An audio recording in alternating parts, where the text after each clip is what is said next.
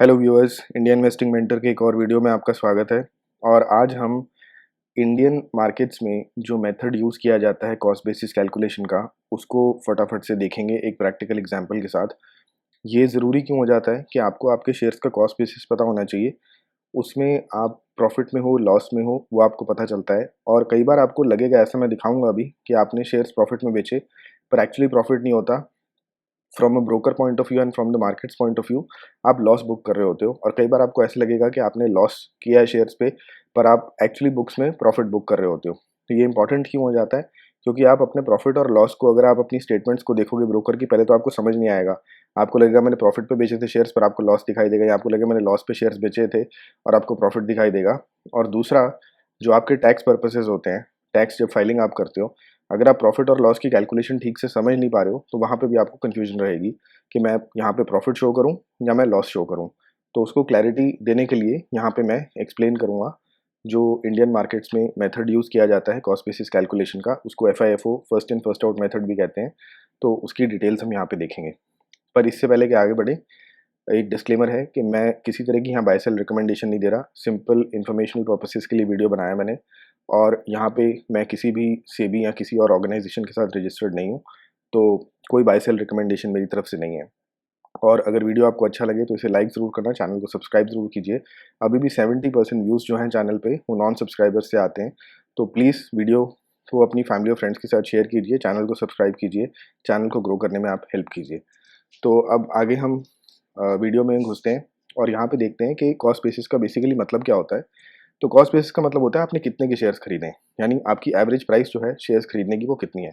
अगर कोई सिर्फ एक बार शेयर्स खरीद रहा है, यानी आपने एक बार शेयर्स खरीदे और फिर एक बार बेच दिए, तो कॉस्ट बेसिस कैलकुलेशन बहुत ही सिंपल होती है। जितनी प्राइस पे आपने खरीदे वो आपकी बाइंग प्राइस हो जाती है। तो सपोज करो मैं 1 सितंबर को जाके किसी कंपनी के शेयर्स बाय कर रहा हूँ, तो एक्शन में मैंने बाय लिखा और मैं 100 शेयर्स बाय कर रहा हूँ 10 रुपीज़ पर शेयर की प्राइस पे। तो टोटल जो मेरे पैसे यहाँ पे लग गए वो हो जाएंगे 100 × 10, यानी कि 1000 रुपीज़ मेरे इन्वेस्ट हो जाएंगे।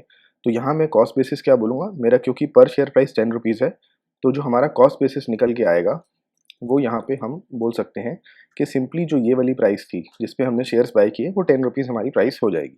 तो वही कह रहा हूँ, अगर आपने सिंपल एक बार बाय किया और सपोज करो कि अब मैं इसको सेल कर देता हूँ, 2 सितंबर को जाके मैंने ये सारे के सारे शेयर्स जो थे वो सेल कर दिए।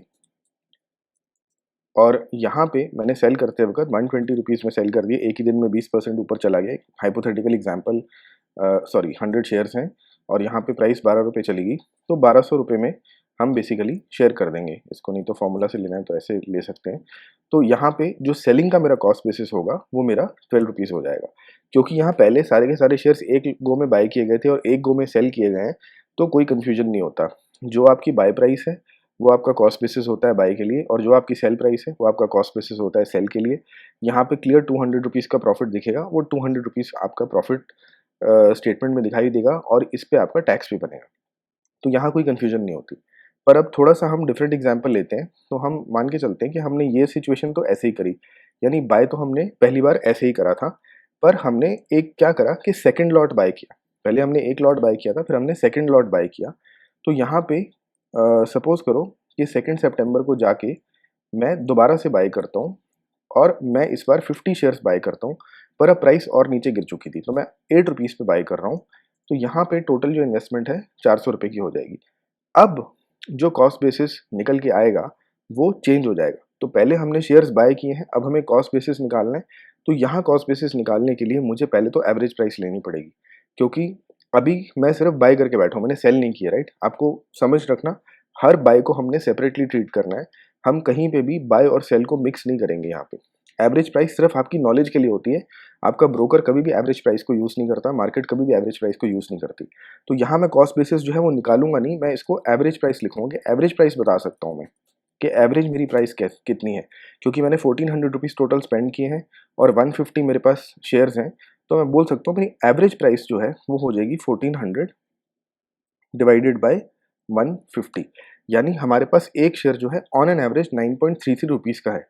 पर अब मैं आपको आगे समझाऊंगा कि कॉस्ट बेसिस को मैं यहाँ सेपरेट क्यों रख रहा हूँ। मतलब यहाँ मैं एवरेज प्राइस अलग से क्यों वर्ड यूज़ किया, क्योंकि इसको कॉस्ट बेसिस नहीं कहा जा सकता। अब सपोज करो आप डिसाइड करते हो कि आपने यहाँ पे 70 शेयर्स सेल करने, तो यहाँ पे अब कन्फ्यूजन क्रिएट होती है असली, जिसको आपको समझना है, जो इस वीडियो का मेन पर्पस है कि आपको समझ में आ जाए और ये एक एग्जांपल से आपको क्लियर हो जाएगा कि कॉस्ट बेसिस कैलकुलेशन क्या है। अब मैं यहाँ सेल कर रहा हूँ और मैं सेल कितने कर रहा हूँ, 70 शेयर्स को मैं सेल कर रहा हूँ, ठीक है, और मैं सेल कर रहा हूँ 12 रुपीज़ पे। तो आपको सिंपल सी बात है, अगर मैं 12 रुपीज़ पे 70 शेयर सेल कर रहा हूँ तो मेरे को 840 रुपीज़ जो है यहाँ पे मिल जाएंगे। पर अब मुझे ये निकालना है कि मेरा प्रॉफिट हुआ कि लॉस हुआ। तो कोई अगर इसको देखेगा, आप पहले ये सोच के बताओ कि आपने शेयर सेल तो यहाँ पे क्लियर है कि सेल आप कर रहे हो, 70 शेयर्स 12 रुपीज़ पे आप सेल कर रहे हो, पर यहाँ पे अगर मुझे अपना प्रॉफिट या लॉस निकालना है तो सेल करने पे मुझे ये 840 रुपीज़ मिल गए, पर ये 70 शेयर्स मैंने खरीदे कितने पे? अगर वो मुझे कोई बता देगा तो यहाँ पे आपको क्लियर बात समझ आ जाएगी। क्या मैंने 70 शेयर्स 100 रुपीज़ पे खरीदे हैं? क्या मैंने 70 शेयर्स ये एवरेज 9.33 रुपीज़ पे खरीदे हैं? ये कौन सी प्राइस मुझे यूज़ करनी है? ये कन्फ्यूजन हमेशा रहता है, राइट? तो उसको समझने के लिए आपको यहाँ पे याद रखना है कि जो मेथड इंडियन मार्केट्स में डिप्लॉय किया जाता है और बहुत सारी इंटरनेशनल मार्केट्स में भी यूज़ किया जाता है, इसे बोलते हैं फीफो, यानी फर्स्ट इन फर्स्ट आउट। इसका मतलब क्या होता है कि जो शेयर्स पहले हमारे अकाउंट में आए, पहले हम उनको सेल करेंगे। जो फर्स्ट इन आया वही पहले बाहर जाएगा।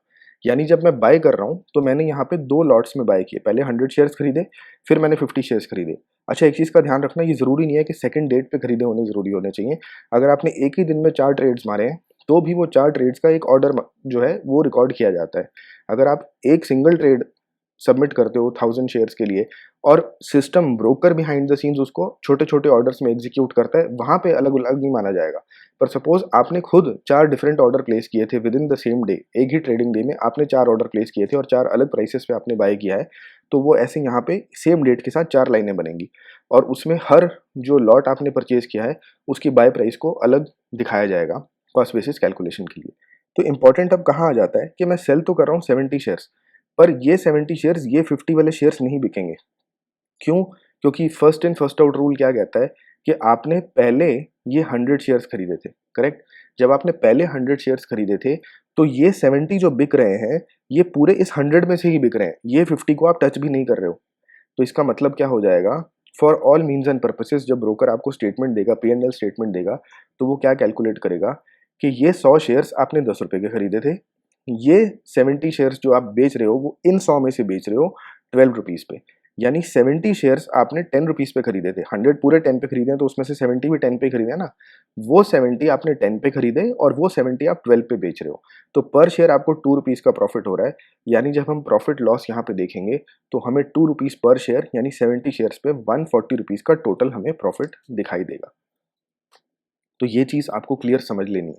अब सपोज करो मैं एक और एग्जांपल लेता हूँ इसको समझाने के लिए कि मैं यहाँ पे 120 शेयर्स को सेल कर रहा होता।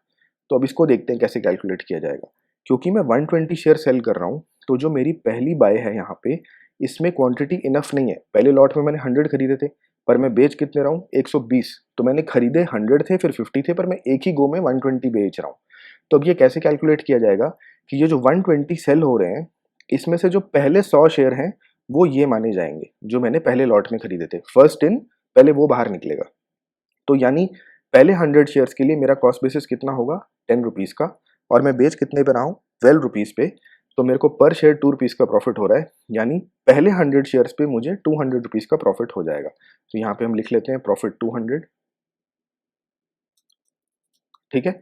दूसरा, आगे हमें क्या कैलकुलेशन करना है, क्योंकि मुझे 20 शेयर्स अभी और बेचने हैं, वो 20 शेयर्स अब कहाँ से आएंगे, वो इस वाले लॉट में से आएंगे। और ये वाला लॉट जो था इसमें 50 शेयर मैंने खरीदे थे 8 रुपीज़ की प्राइस पे।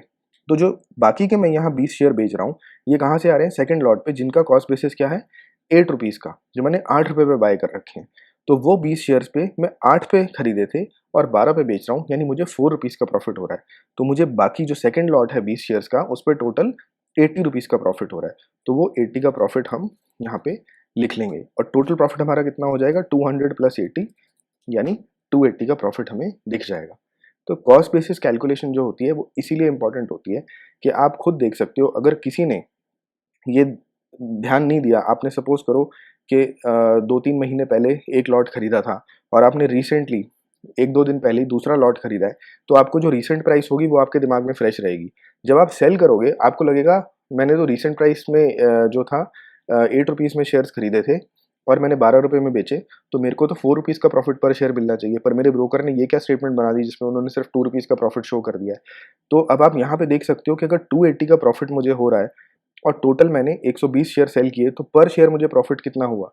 पर शेयर प्रॉफिट मेरा हो जाता है 280 डिवाइडेड बाय 120, यानी कि 2.33 रुपीज़। अब आप यहाँ पे कोई भी कैलकुलेशन चेक कर लो, आपको कहीं भी प्रॉफिट 2.33 का नहीं दिखाई देगा। आपको एक ध्यान में आएगा, मैंने 10 में खरीदे थे, 12 में बेचे, तो यहाँ तो 2 रुपीज़ का प्रॉफिट पर शेयर होना चाहिए। यहाँ मैंने 8 में खरीदे थे, 12 में बेचे, तो 4 रुपीज़ पर शेयर का प्रॉफिट होना चाहिए। ये 2.33 का कैलकुलेशन कहाँ से आ गया? ये आपको समझ में नहीं आएगा। तो ये बिहाइंड द सीन्स कैलकुलेट होता है, क्योंकि first in first out method जो है उसको यूज़ किया जाता है। तो ये क्विक सा वीडियो था समझाने के लिए कि ब्रोकर्स या आपका जो मार्केट एक्सचेंज है वो किस तरह से कैलकुलेट करती है कि आप कितना प्रॉफिट में हो, कितने लॉस में हो। हमेशा जो ट्रांजैक्शंस हैं उसमें आपको जितनी भी बाय ट्रांजैक्शंस हैं उनको पहले लिखना है और उनको एक रिकॉर्ड में लेके आ जाना है। जब आप सेल करोगे तो जितनी आपकी सेल ट्रांजैक्शंस हैं क्वांटिटी के हिसाब से वो ऊपर से जो आपने पहले बाय किया, जो फर्स्ट आपकी बाय है, फर्स्ट सेकंड, इस ऑर्डर में आपके शेयर्स जो हैं वो सेल होते हैं। तो सबसे पहले जो फर्स्ट लॉट है उसमें से शेयर्स बिकेंगे, फिर सेकंड लॉट में से शेयर्स बिकेंगे, अगर और ज़्यादा बेच रहे हो तो थर्ड लॉट में से बिकेंगे और फाइनली फिर फोर्थ लॉट में से बिकेंगे। तो आपका जो कॉस्ट बेसिस रहेगा वो आपको अकॉर्डिंगली दिखाई देगा। अब मैंने एक पीछे वीडियो बनाया था लोअर करने का कॉस्ट बेसिस का, तो जब हम कॉस्ट बेसिस लोअर करते हैं एक्चुअली हम लॉस नहीं ले रहे होते, पर वहाँ पे लॉस दिखाता है। वो भी मैं आपको एग्जांपल से बता देता हूँ और ये एक प्रैक्टिकल एग्जांपल है जिसको मैं राजेश एक्सपोर्ट्स का एग्जांपल लेके अब समझाऊंगा। तो सपोज करो कि राजेश एक्सपोर्ट्स के मैंने शेयर्स खरीदे थे 560 रुपीज़ पे, ठीक है। तो शेयर प्राइस मैं लिख देता हूँ 560 रुपीज़ का। तो यहाँ हम लिख लेते हैं प्राइस और यहाँ थे शेयर्स और यहाँ लिख लेते हैं डेट। अब सपोज करो कि आपने 100 शेयर्स जो थे 560 रुपीज़ पे राजेश एक्सपोर्ट्स के परचेज़ किए और आपका टोटल ऑब्वियसली जो इन्वेस्टमेंट है यहाँ पे वो आपका 56,000 रुपीज़ का हो गया। मैं सिर्फ एक एग्जांपल लेके समझा रहा हूँ। अब राजेश एक्सपोर्ट्स की प्राइस नीचे गिरती है, ओके, शेयर प्राइस नीचे आती है और 560 से घट के ये 500 रुपीज़ पे आ जाती है। तो 500 रुपीज़ पे जब प्राइस आती है आप और 100 शेयर्स खरीद लेते हो, ठीक है। सिंपल सी एग्जांपल है कि कुछ दिन बाद प्राइस जो है वो नीचे गिर गई, 100 रुपीज़ पे आ गई, आपने 500 रुपीज़ पे आ गई, आपने 100 शेयर्स और खरीद लिए। तो यहाँ पे आपकी जो इन्वेस्टमेंट है ये अब आपकी बन जाएगी 50,000 की एडिशनल इन्वेस्टमेंट, ठीक है। तो यहाँ डेट्स भी दे लेते हैं समझने के लिए। सपोज करो ये 1 सितंबर को हुआ था और ये जो है ये 2 सितंबर को हुआ था और फिर 3 सितंबर को, अब मुझे पता नहीं है डेट्स जो हैं ये वीकेंड पे पड़ रही हैं क्या, पर मान के चलिए कि ये वर्किंग डेज हैं जहाँ मार्केट ओपन होती है। और यहाँ पे अगर मैं 100 शेयर्स को सेल करता हूँ, सपोज करो प्राइस पहले 560 थी तो मैंने बाय किए, यहाँ पे मैं एक्शन भी लिख देता हूँ, ये बाय है, ये बाय है ताकि कंफ्यूजन ना रहे, और यहाँ हम सेल कर रहे हैं। तो पहले हमने बाय किए शेयर्स, कितने शेयर्स बाय किए? 100 शेयर्स बाय किए 56,000 में, फिर हमने 100 शेयर्स और बाय किए 50,000 में। अब 3 सितंबर को प्राइस जो है 580 पे चली जाती है या सपोजिंग 550 पे चली जाती है और यहाँ पे हम सेल कर रहे हैं, तो टोटल हमारी जो सेल होगा वो हो जाएगा 55,000 रुपीज़ का। अब अगर आप ध्यान से इस चीज़ को देखो, आपने 500 में जो शेयर्स, अगर मैं मानो कि इसको चाहूँ कि इस ट्रांजैक्शन को हम अनटच रखते हैं, ठीक है, और सिर्फ इन दोनों ट्रांजैक्शंस को कलेक्टिवली देखते हैं, तो आपको क्या दिखने में आएगा कि मेरी सेकंड वाली जो ट्रांजैक्शन है उस पे मुझे पर शेयर 50 रुपीज़ का प्रॉफिट हो रहा है, राइट। मुझे पर शेयर 50 रुपीज़ का प्रॉफिट हो रहा है। एक काम करते हैं, इस प्राइस को 560 कर देते हैं। तो सेकंड वाली ट्रांजैक्शन और थर्ड वाली ट्रांजैक्शन को अगर मैं देखूँ तो मुझे क्या दिखेगा कि मैंने 2 सितंबर को शेयर्स 500 में खरीदे थे, वही शेयर्स मैंने 3 सितंबर को 560 में बेच दिए, तो मुझे 60 रुपीज़ का प्रॉफिट दिखना चाहिए। यानी ये ट्रांजैक्शंस होने के बाद मेरे P&L स्टेटमेंट में मुझे 6,000 रुपीज़ का प्रॉफिट दिखना चाहिए, पर वो मुझे नहीं दिखेगा। क्यों? क्योंकि ये वाले जो शेयर्स हैं जो मैंने सस्ते दाम पे खरीदे हैं, इनको सेल नहीं किया जाएगा। ब्रोकर आपका क्या दिखाएगा कि ये वाले जो शेयर्स थे इनको मैं चाह रहा था कि अनटच रखूं, पर वो मेरे पास चॉइस नहीं रहती क्योंकि फीफो मेथड है। तो ये वाले शेयर्स जो हैं ये एक्चुअली आपके टेकन आउट होंगे ऑफ दी अकाउंट, आपके अकाउंट में से ये शेयर्स निकाले जाएंगे क्योंकि ये आपने डेट वाइज पहले खरीदे हैं। तो ये वाले शेयर्स जो हैं आपके निकलेंगे। तो आपको क्या दिखाई देगा ब्रोकर स्टेटमेंट में? जीरो प्रॉफिट जीरो लॉस, सिर्फ ट्रांजैक्शन चार्जेस दिखेंगे। क्यों? क्योंकि 1 सितंबर और 3 सितंबर की ट्रांजैक्शन सेम प्राइस पे है। यहाँ आपने 100 शेयर खरीदे 56,000 में, यहाँ आपने 100 शेयर बेचे 56,000 में। तो आपने जितने में खरीदे उतने में बेच दिए, राइट? तो from broker point of view, from an exchange point of view, आपका प्रॉफिट लॉस जीरो है। अगर आप खुद अपने आप इस चीज़ को एनालाइज करोगे तो आपको पता है कि मैंने ये जो सेकंड लॉट खरीदा था, ये अब मैंने और सस्ते प्राइस पे कर लिया है, राइट? पर जो प्रॉफिट एंड लॉस स्टेटमेंट बनेगी उसमें इसको नहीं दिखाया जाएगा, क्योंकि ये शेयर्स आपने अभी तक सेल नहीं किए। अगर आप हाँ ये वाले 100 भी सेल करते हो तो फिर उसका प्रॉफिट पूरे का पूरा जो आपको है वो दिखाई देगा, क्योंकि यहाँ पे आपने जितने पैसे लगाए थे और यहाँ पे आपने उतने ही पैसे वापस रिकवर कर लिए हैं। अब आपके पास इफेक्टिवली जो शेयर्स हैं वो 560 की जगह 500 के कॉस्ट बेसिस पे आ गए। तो ये चीज़ मैं यहाँ पे क्लियर करना चाह रहा था कि अपनी कॉस्ट बेसिस को जब आप लोअर करते हो तो P&L स्टेटमेंट जो होती है, आइडियली जब हम देखते हैं सेकंड और थर्ड सितंबर को, अगर आप देखोगे तो आपको लगेगा कल मैंने शेयर्स 100 में 500 में खरीदे थे और आज मैंने 560 में बेच दिए, तो मेरे को प्रॉफिट दिखना चाहिए। पर वो प्रॉफिट नहीं दिखेगा, क्योंकि आपकी जो फर्स्ट ट्रांजैक्शन है बाय वाली, उससे कंपेयर किया जाएगा सेल को, और वहाँ से आपका प्रॉफिट और लॉस डिटरमिन किया जाता है। तो काफ़ी एग्जाम्पल्स हमने यहाँ पे देख लिए। होपफुली आपको जो first in first out method है ये क्लियरली समझ आ गया होगा, और जिसको ये नहीं पता था वो अपनी P&L स्टेटमेंट्स जो ब्रोकर बनाता है, जो एक्सचेंजेस आपकी जिस तरह से कैलकुलेशन करती हैं, वो आपको क्लियरली समझ आ जाएगा। अगर अभी भी कुछ डाउट या कन्फ्यूजन रह जाता है तो आप कमेंट्स में लिखना, मैं एक और वीडियो बना दूंगा और एग्जाम्पल्स डाल दूंगा ताकि वो क्लैरिफाई हो जाए। कोई स्पेसिफिक डाउट्स हैं तो वो आप कमेंट्स में पूछ सकते हो, मैं आंसर कर दूंगा। तो इस वीडियो को यहीं पे ख़त्म करते हैं। एज़ यूजुअल अगर अच्छा लगा तो लाइक ज़रूर कीजिए, चैनल को सब्सक्राइब कीजिए और फैमिली फ्रेंड्स के साथ शेयर कीजिए। अपने व्हाट्सएप ग्रुप, इंस्टाग्राम फीड्स, जहाँ पे भी आप इसको शेयर कर सकते हैं शेयर कीजिए, ताकि चैनल ग्रो कर सके और ज़्यादा से ज़्यादा लोगों तक ये मैसेज पहुँच सके। और आपसे मिलेंगे नेक्स्ट वीडियो में। आपके वक्त के लिए बहुत बहुत धन्यवाद। Thank you.